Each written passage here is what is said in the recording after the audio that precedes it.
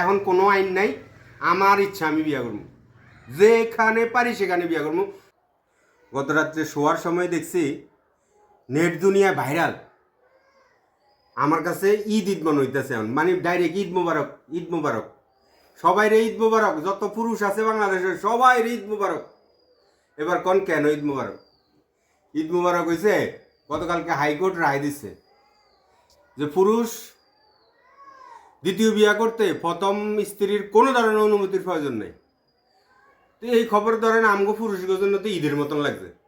আমি ওই ঈদের খবরটা লই যে শুইছি, উঠছি, এখন আবার শুনতেছি আমারে ওই একজনে ফোন করি কইছে, কয় না অনুমতি বোর লাগতো না, কিন্তু সালিশি অনুমতি লাগবো। তো সালিশি অনুমতিটা কি?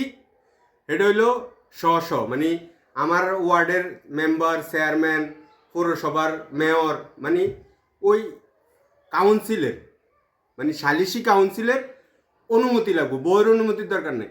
হ্যাঁ, এইটা নাকি খুব ভেজাল। আরে ভাই, এসব সালিশি কাউন্সিলের অনুমতি লইতে 500 টাকা লাগে।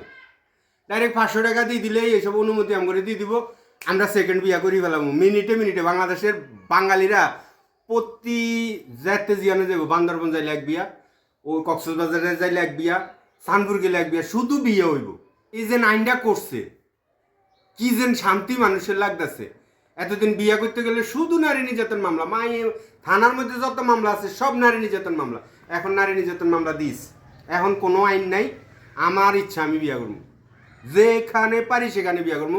কাজী ঘরে শুধু দিব 2000, আর ওই যে কইছে না কাউন্সিল ঘরের অনুমতি, সালিশি কাউন্সিলের অনুমতি, ওটা লইতে 500 টাকা লাগবো।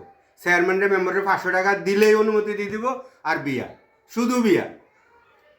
ধন্যবাদ এই আইনের জন্য।